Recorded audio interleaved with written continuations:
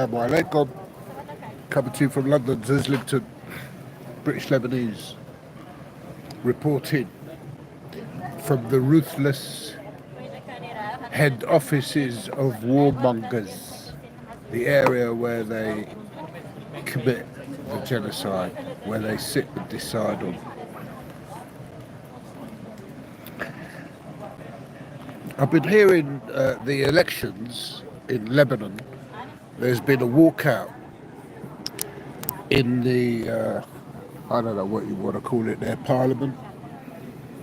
I heard a couple of Zionist leaders or political parties or number of journalists, number of politicians in Lebanon walked out on disagreeing with the fact that they want a system. I'm not entirely sure about it, only because you lot like to keep it low, you leaders in Lebanon, you Lebanese government, you like to keep it stum about what the fuck is going on.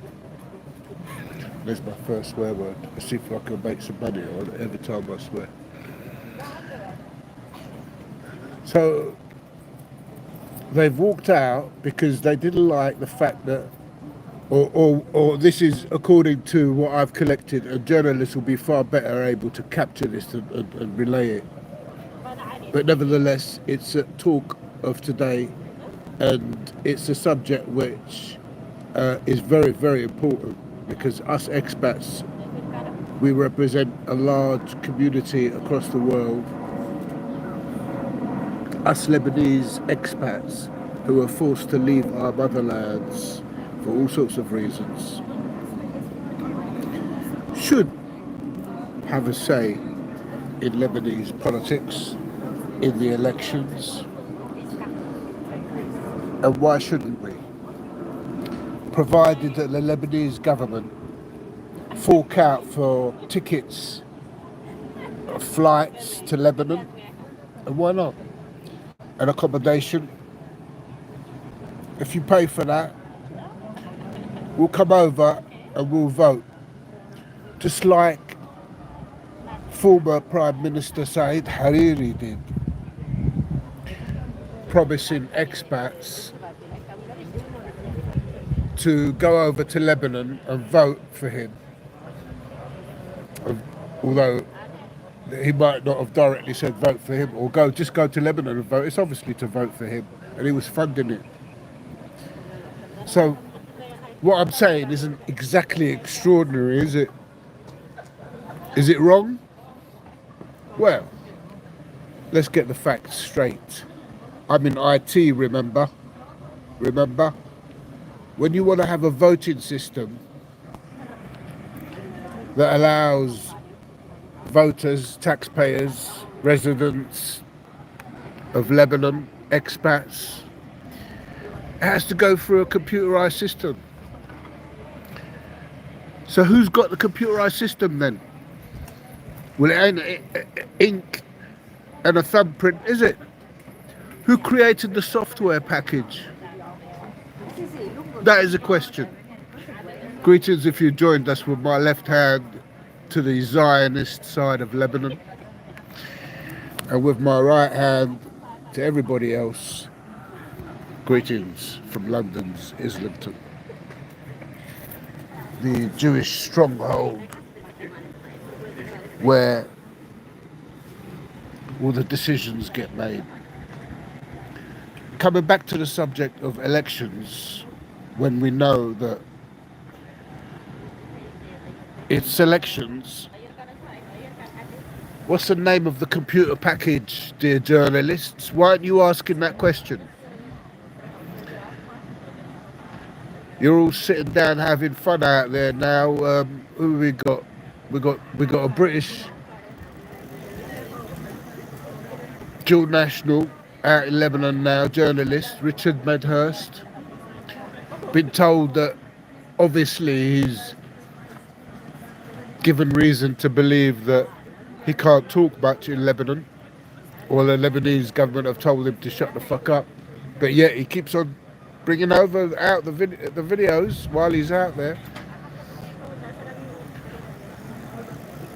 It's funny, isn't it? when you go out to the motherlands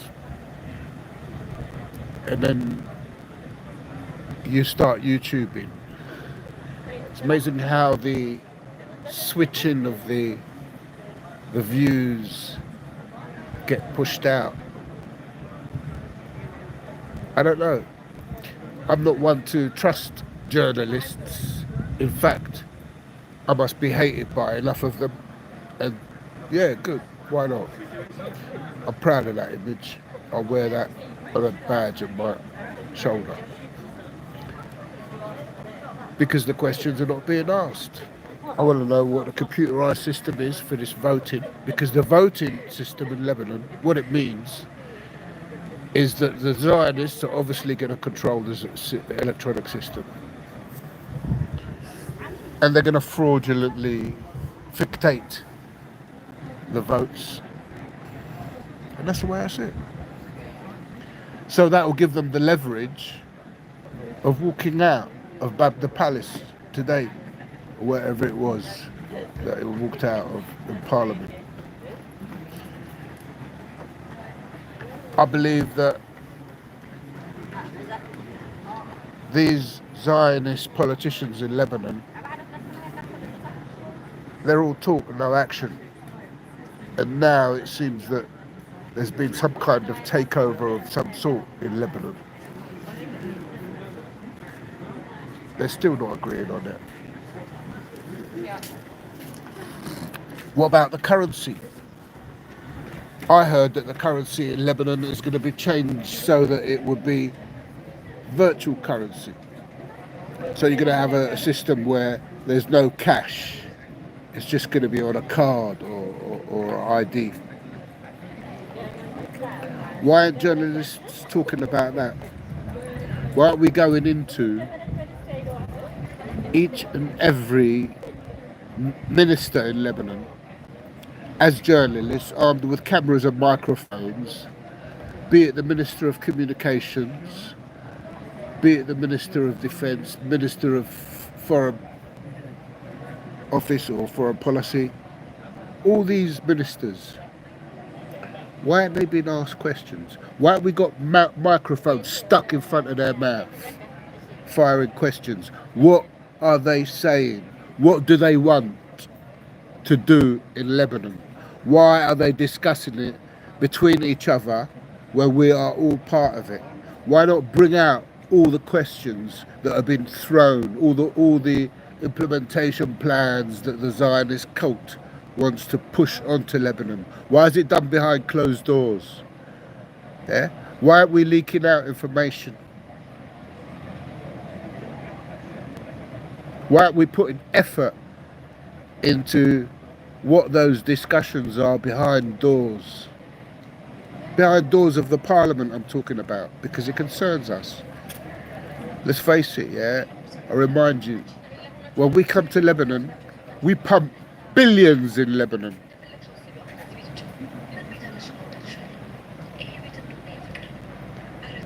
So why don't you Zionist politicians pay for our accommodations, pay for our tickets to Lebanon? I'm looking at the tickets to Lebanon and they're £900 return. What the fuck is that? Could go to Cyprus for 140 quid, 80 quid. You go to the airport, you get a ticket out to Cyprus for 100 quid.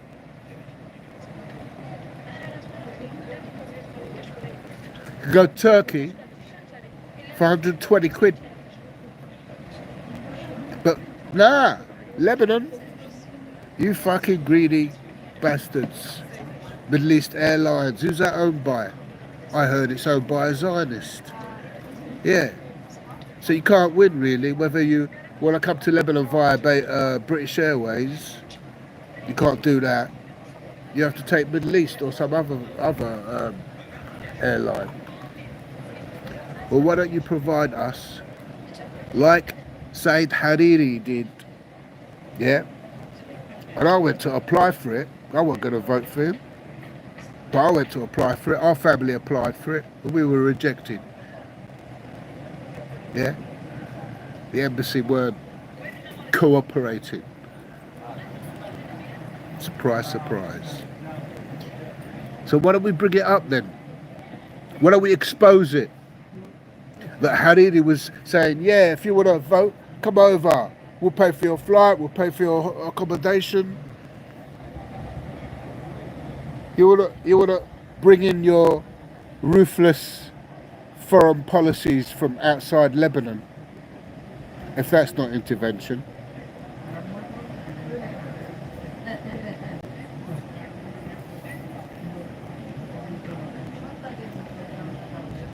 The electoral system electronically dealt with for international expats is you might as well just write it off. Just you might as well conclude the results now.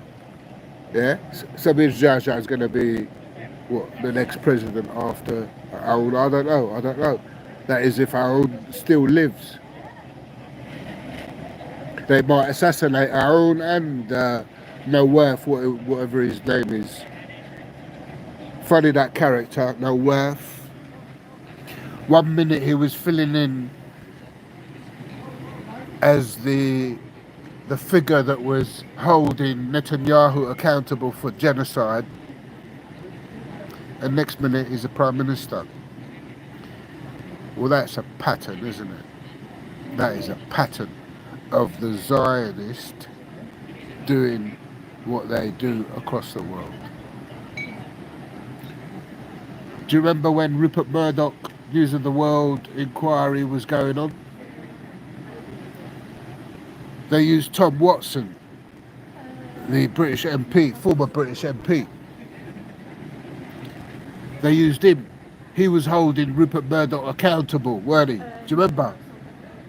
And it was like you were speaking against him, but he was the lawyer or the prosecution, whatever it was.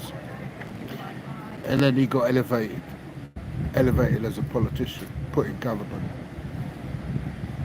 Now we see with Nawaf, same thing, no different, absolutely no different. I'll pose my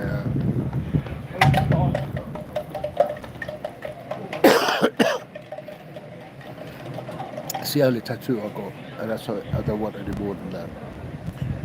If I don't have any more than that, I'll turn into one of them nutters.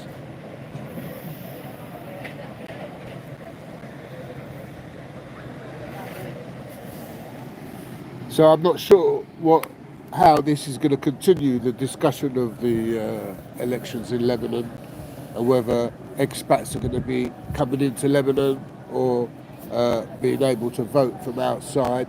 And let's face it, all the Lebanese embassies across the world, they're all Zionist.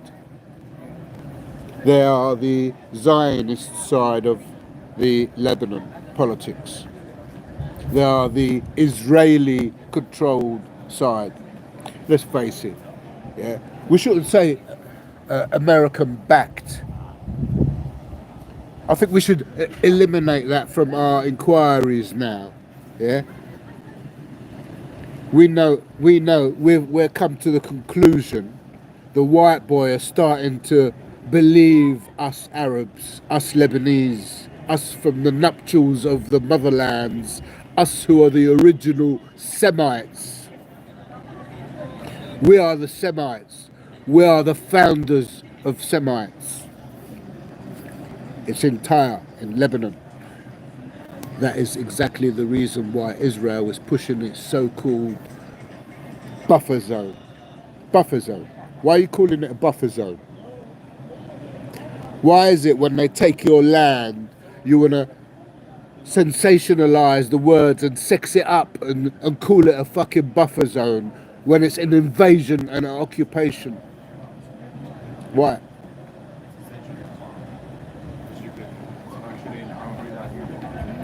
I'm back here on this YouTube because nobody is flipping over to the other side. I've got a new account. It's called Lebanese Tips, one word. And I'm trying to get some traction on that. But I can't do live broadcasts like I'm doing right now here with you. Come to you live from London, ladies and gents. because I have to have 50 subscribers. Now I've got more than what I need on this account, but this is shadow bound, this account. I'm not getting out. I'm not getting any traction. And I had to, I believe you can only do 30 seconds and 3 minute shorts on a new YouTube account before you are allowed to broadcast live. So can we see if we can get some people over to follow my Lebanese tips? One word, Lebanese tips. Just do that in the search on YouTube and you'll get British Lebanese and you'll also get Lebanese tips. But look at the Lebanese tips there. I am British Lebanese where I am now with you, but I need to start using that account there so that I can get some publicity out. I usually get several thousand people on live while I'm broadcasting. But of course, us Arabs, we're fucking living targets. Wherever we go, we're targets. If we put on a kefir, we're targets. I ain't got mine on today. I don't normally wear it. I did earlier on today, and as I was walking down that road there, some people with some kind of camera production looked at me, and as I walked past them, they said, "Oh yeah, one of them. One of them." I captured those words, one of them. So because I've got a kefir on, I am one of them. Well, who is them and who are you? You segment me into whatever you were programmed to grow up with in your dodgy fucking textbooks, your toxic Jewish textbooks and synagogues that you go to thinking that you go there to learn Hebrew, but now they teach you those hate books, hate Arabs. They're trying to go around and populate the fact that the terrorized people are the Jews. No, it isn't. It's the expats. It's the expats as well. Far more than Jews. Jews have complete and utter protection here in London. Jews have their own ambulances here in London. Yeah, it's got the flag of Israel on it. Here in England, they got their own Jewish ambulances. Figure that one out. Figure that one out. It's because they can't rely on our ambulances.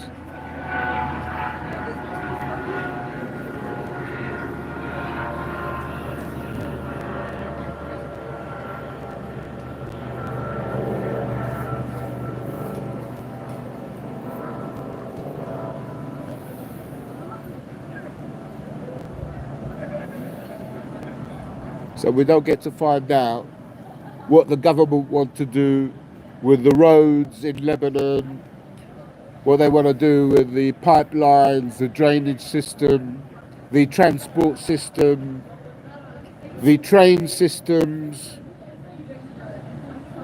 What do they want to do? Who's taking the oil? Why is no one talking about oil and gas? We've got oil and gas coming out of our ears. Why is there no discussion while they're bombing the fuck out of Lebanon, Palestine, Syria, Libya, Iran, Iraq? But no, let's not talk about oil, because it's nothing to do with it, is it? Why aren't we finding out from the politicians what are they trying to discuss before they reach the select elections? Not hearing it, not hearing none of it.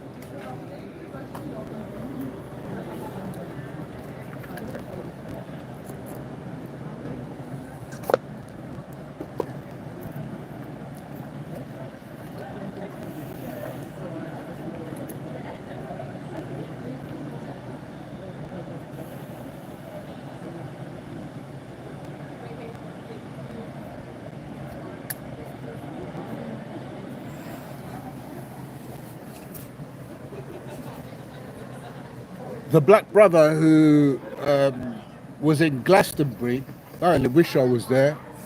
Last time I went was ages ago. I went to Nebworth. Great time.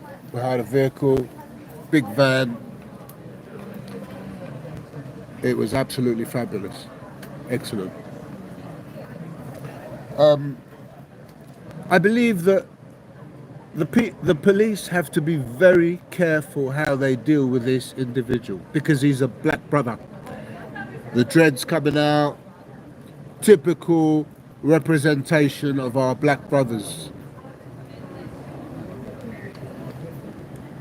If they treat him badly, and if there's a flux of badly treated black youth by police, then there is a powerful community across England, and that community there have leaders, black leaders, who go down in the generations going back to Brixton riots. Now, the unions in England have been well and truly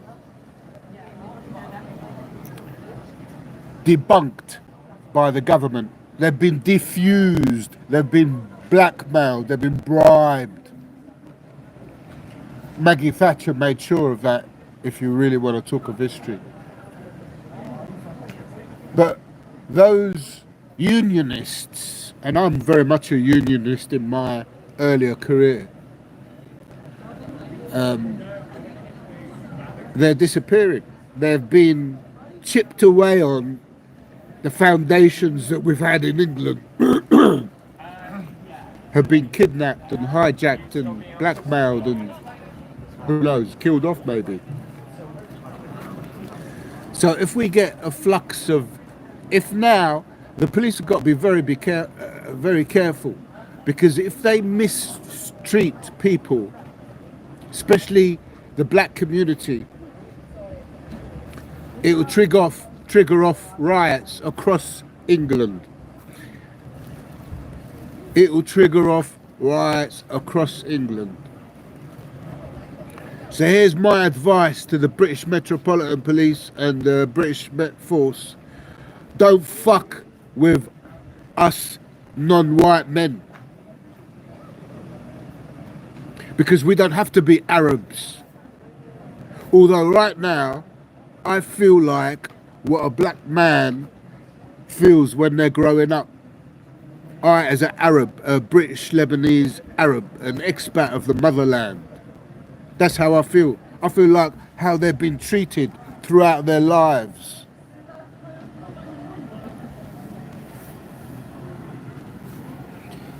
MI6 arresting me, MI5 arresting me. I'm a fucking professional. I'm a Hewlett Packard former employee with over 27 years in the IT sector. That's my career. That's how I earn my money. That's how I earn my dough.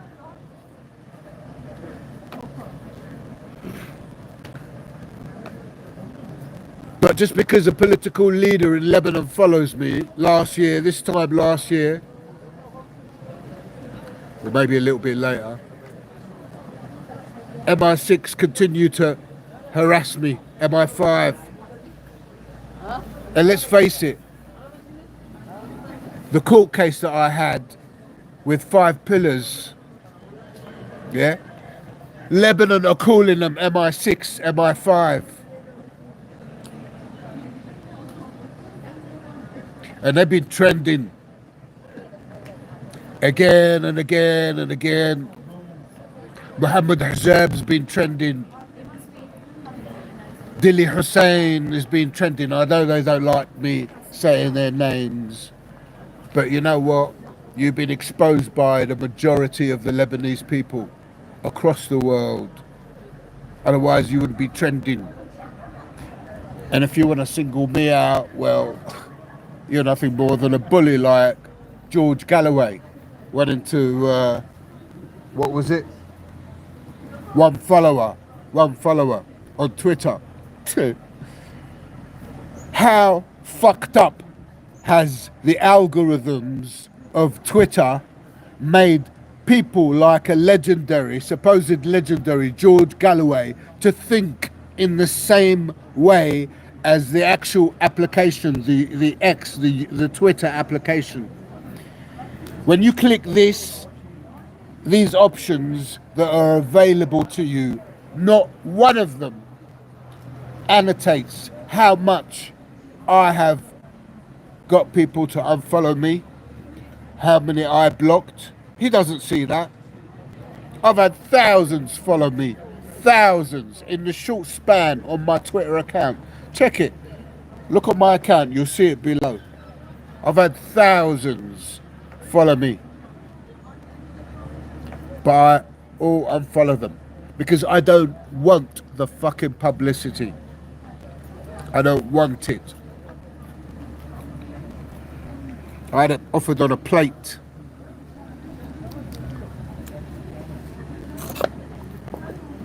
I think I'm stupid.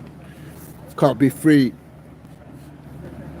if I get thrown out there into the public sector.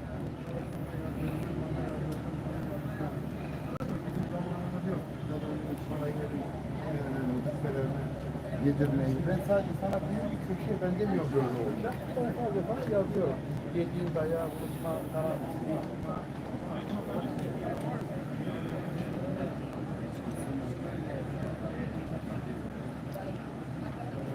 These guys impacted my life. This 5-pillar case impacted me significantly. Irreversible changes. Cost me thousands. And it's still costing me. And yet the Lebanese community out there, I mean, they got to know about it, and they started to target them on social media. 5 pillars I'm talking here. But nothing has been done for me. I haven't received any justice whatsoever.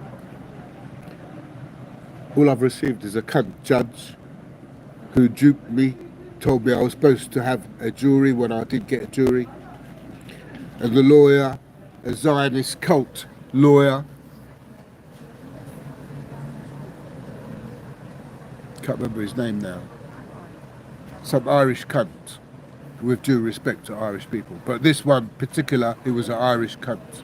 And he was a Zionist Irish cunt. And he got reported to the Irish embassy, to the consular. So you lawyers who fuck with us, there's many ways that we can report you. You Zionist lawyers, you common purpose lawyers. I've seen so many of you pass my face. So many of you ugly cunts.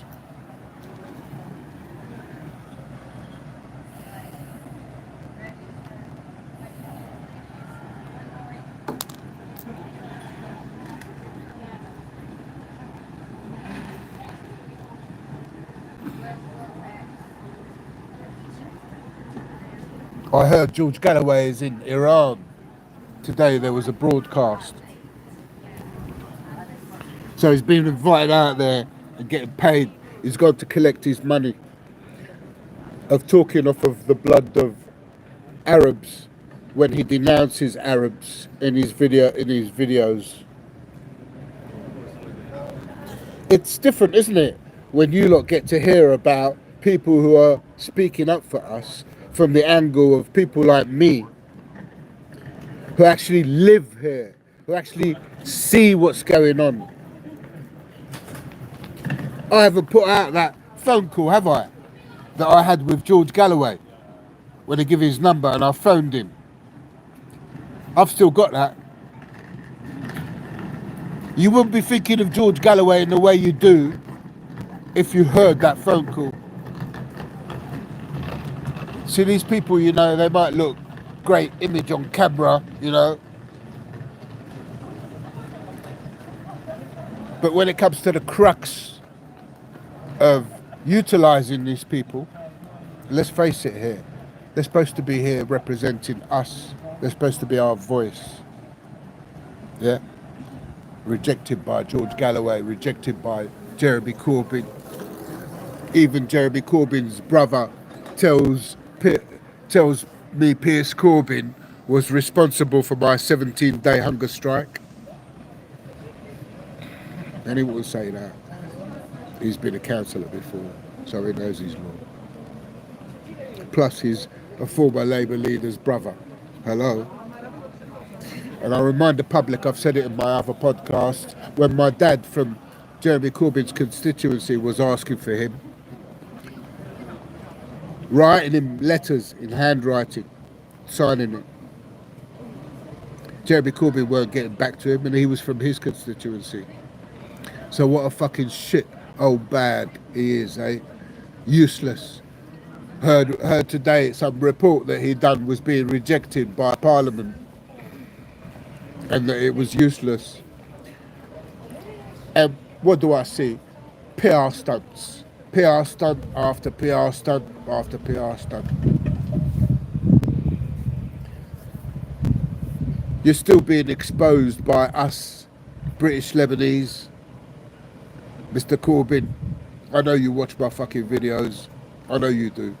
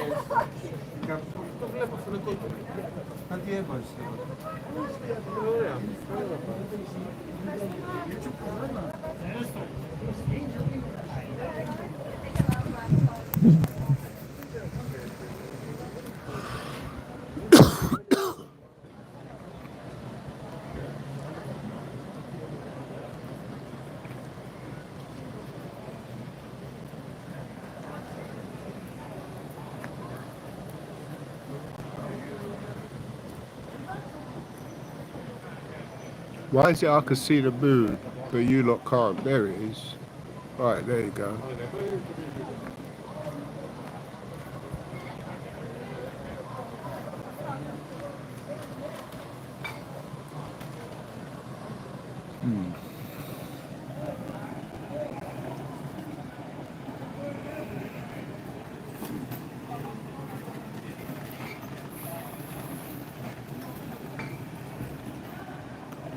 So I don't understand why, how these journalists that are in Lebanon can function. I want to know what Lebanese government told Richard Medhurst about reporting in Lebanon. I want to know what they told him not to report about, or not to say, or not to talk about. Yeah, we want to know. Yeah, because don't think just because you're in Lebanon that you're under Lebanese territory here. Yeah, you're under the power of the Western-backed, Jewish-backed, Israeli-backed, whichever way you want to say it, I don't care. So I say them all. Government. You're under their reign. You're still under the power of the Jews in Lebanon. You don't have as much rights as you do. But then again, in all honesty, you're lucky you're there.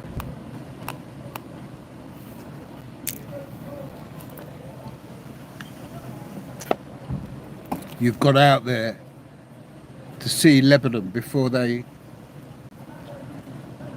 play there. What was it someone called today in a podcast? They called it round two. Fuck it, now some of you journalists. Why are you calling this invasion and occupation, these attacks, as like as if some kind of boxing match. Your jargon is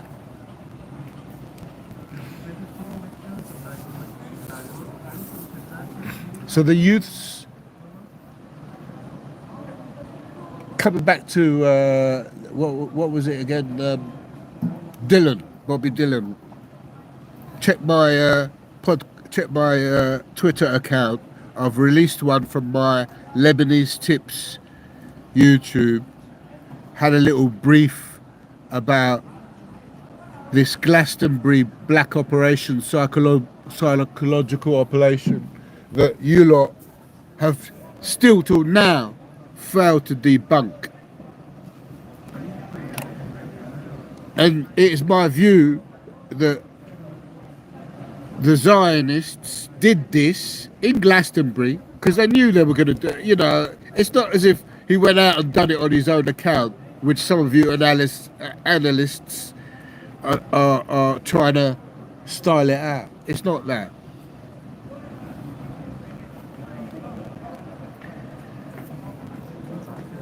It was organised. It was already planned.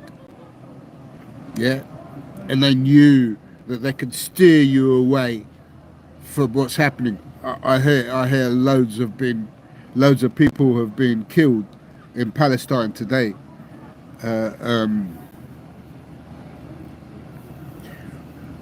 You know, I mean, there are parts in Palestine which don't have a journalist and don't have a person who's registering the deaths and the missing people, what's happening.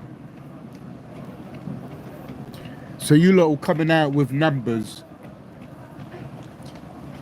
You come out with fresh numbers on how many per day, but you don't complement it with how many since the genocide, repetitively, again and again and again. And the injured, we're not hearing much about the injured. What is actually happening to it? What does an injured person mean? Yeah, why has he not included? Why, when he dies after an injury rather than he died as a result of Israel? Why are these statistics being differentiated and given glorious names and sensationalizing? I don't get it. Well, it's a war, isn't it? It's a propaganda war machine. I'm in total disagreement with Lebanese journalists because you lot don't speak up. You lot don't speak up. You lot are controlled what you can say and what you can't say. We need other sources of news. You can't be a reliable people out there. I'm not satisfied with questions about what has been asked from Lebanon, from the oil side, from the gas side. Who's taking what? We're not going into what's happening with the currency. We're not going into what's happening with the infrastructure. What's happening with? Why are we reshaping the elections and bringing in new laws to suit the cult? Why are we doing that?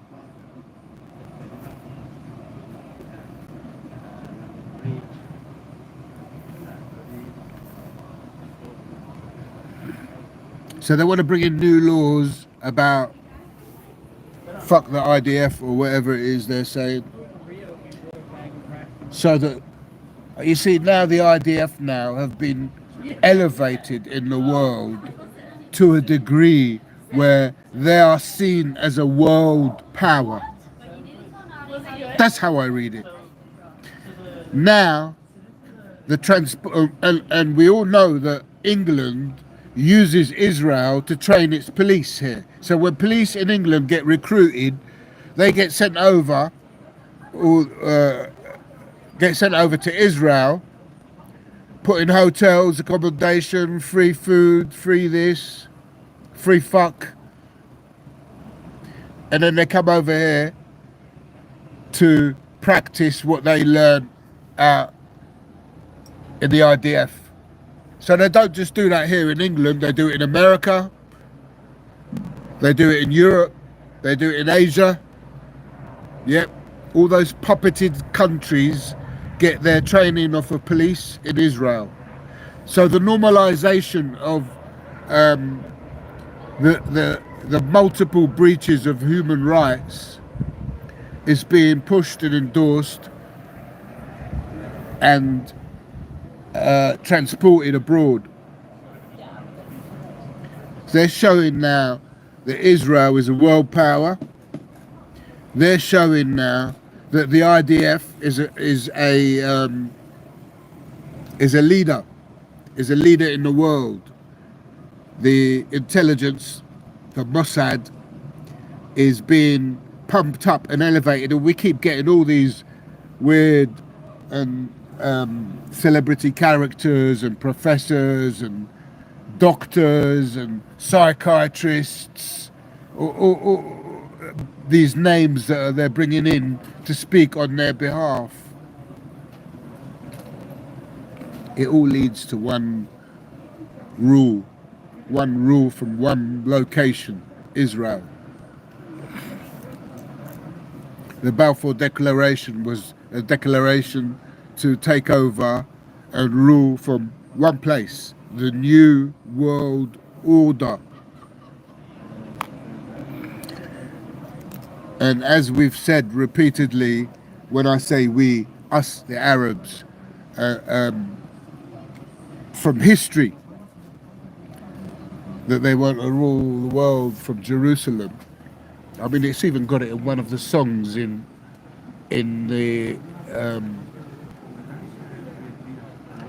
that they were singing in St Paul's Cathedral when Lady Diana died. Jerusalem kept on coming up, that word, Jerusalem. History isn't being taught. We had the pleasure of our intellectuals in Lebanon start to bring up different parts of history which should really be a foundation before of information, of knowledge. It should be populated, the history that is, in a way where it's going out on social media to inform the public, because you can't understand what's going on without providing a background. That's why I find it difficult to talk to lawyers here in this country, because they play the narrow-minded, want to deal with that particular issue. They don't want to the background of it, so they're not going to be able to understand it and represent you in a way which is a satisfactory, appropriate representation.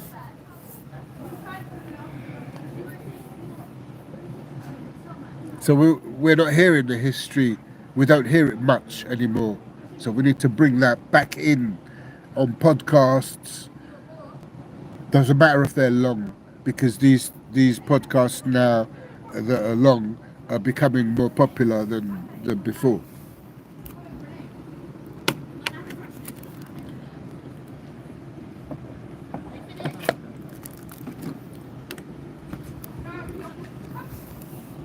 What happened to Area 9? Nobody's talking about it.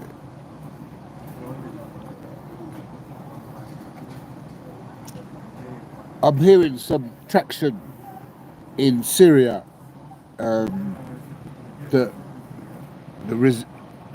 some sorts of resistances are being arranged or are being spoken of, which put the Syrian people in a better situation. Now, to me, I'm not sure whether as much that can be done now without the people taking control. If my view, I mean, you know, you've got a certain amount of people controlling the world, just a few. but they can't do the job on their own. They can't. They simply can't do the job on their own. They have to have police, they have to have armies, and those armies and those police consist of the people. It's the people.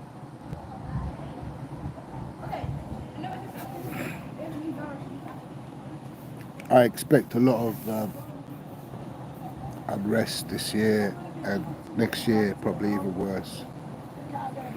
And I expect it to continue for at least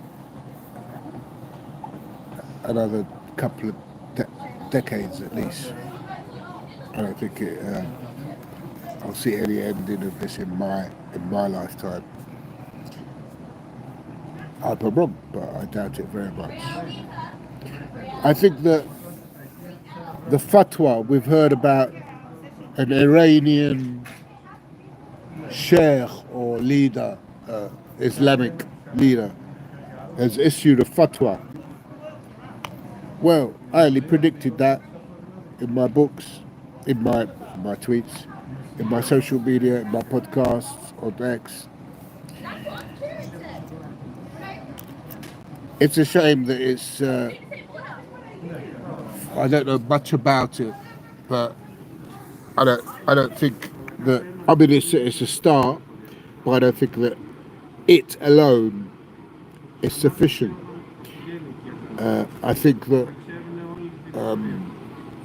it is a magnificent power, the fatwa. It is a glorious form of unity. I think it can be controlled in a way where it doesn't have violence. Yeah. I think it should be. Because if I was to say that yes, that it should have violence, I could get arrested. So I can't say that. But I think there's other things that could be done to amplify the fatwa, the significance, the power of the fatwa. And I'm certainly no scholar, and I don't know about Islam as much as other people do. I have just your basic knowledge. I've not studied into it. I tried to learn the language once in Baker Street Mosque, but they were trying to push me to, or manipulate me to learn the Quran, and I didn't want to fucking learn the Quran off of some Saudi Arabian back mosque. Do you know what I mean? That's not the Quran I want to learn. And I ended up not being able to read or write Arabic because of that.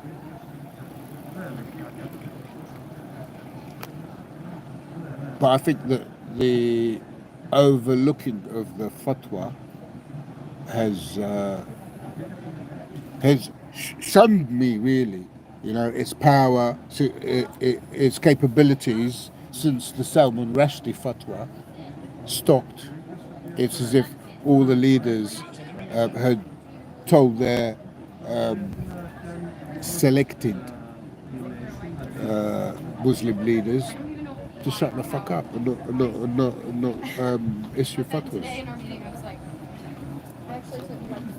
So, if this picks up traction, and if the black community in England, for example, and I imagine that, I mean, I'm just speaking from England, I imagine America has its own similarities to what I spoke about earlier about unionists and black leaders of the type that were dealing with that were around in the Brixton riots.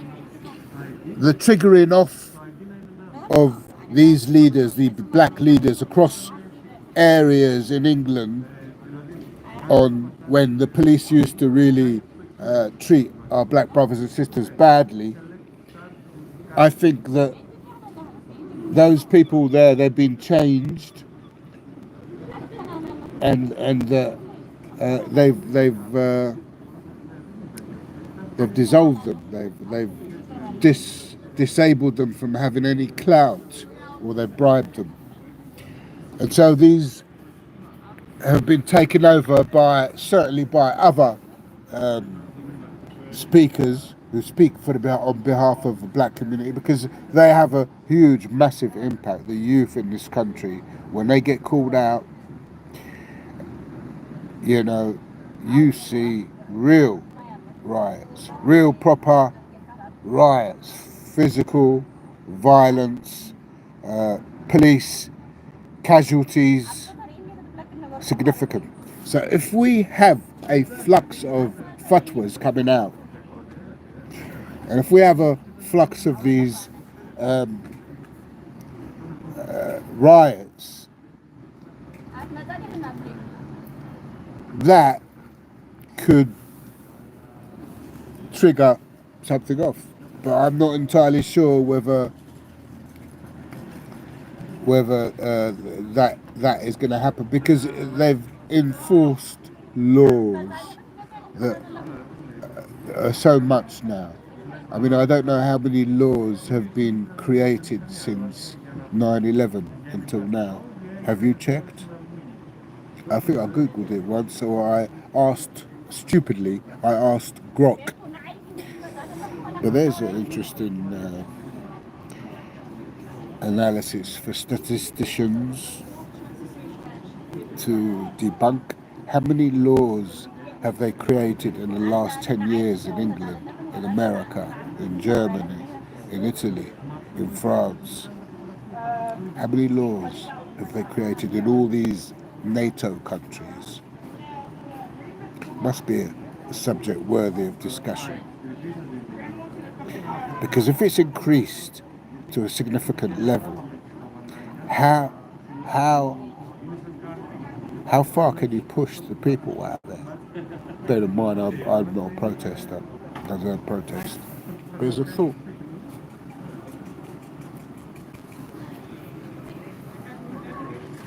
All right.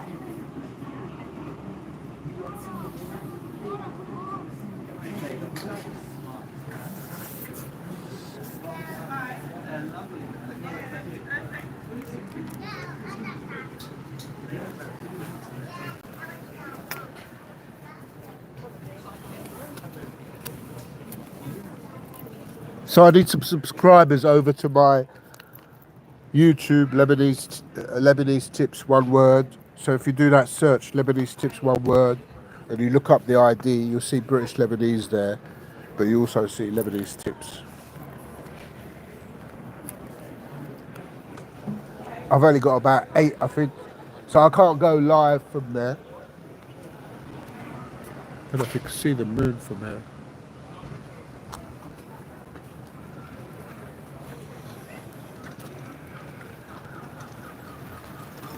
Because on that YouTube there, I'm not shadow banned on it, and I fixed the account so I can have traffic on it.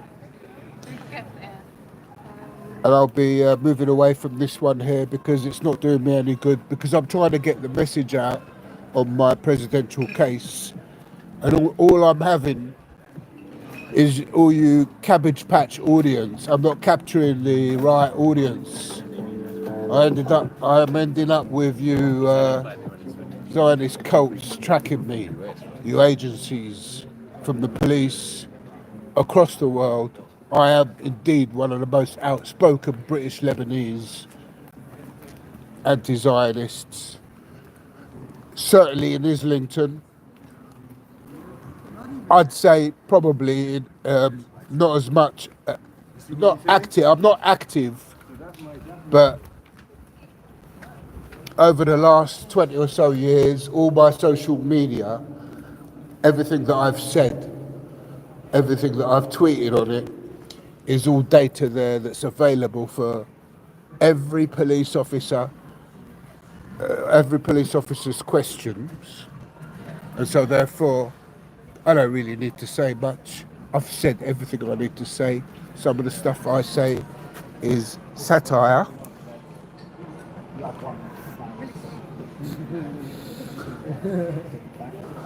These guys enjoying themselves. Hi. I hope you all can swim. We can. Oh, that's good stuff. Can you? No, but I threw a person in here in this river once. One of my mates when I was at school, when we were very, very young, in primary school actually.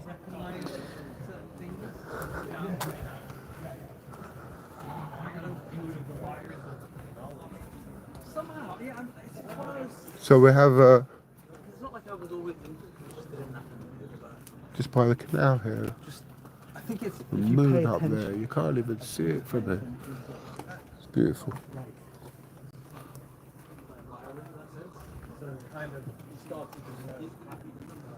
These are the houses here around Islington, along the canal. This is where Pink Floyd done one of their videos in. It was in this part of the canal, down this road here, just down there.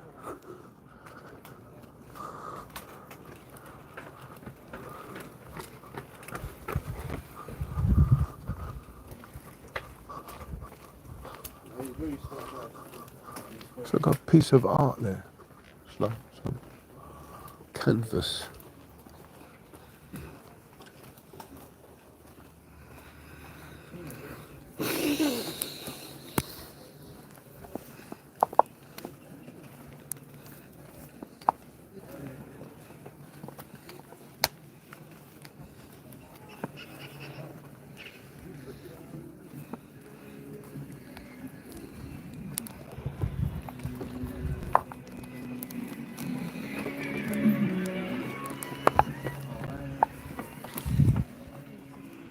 Hello, how are you?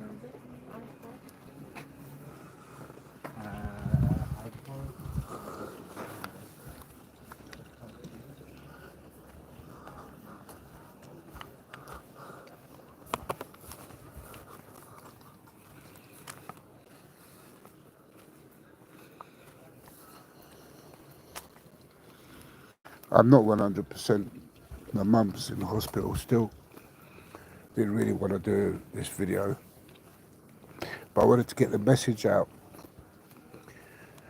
And let's see how this Lebanese community responds, yeah? With my request, with 50 followers or 42 followers on Lebanese Tips. Do a search on YouTube, subscribe. I'll be moving over to there. I know I've got my audience here, but I need to get some traction, and I'm shadow banned badly here on this account. I think I'll leave it there. Tomorrow I'll do a podcast at some point, maybe a couple of them. On that note, I bid you a good day.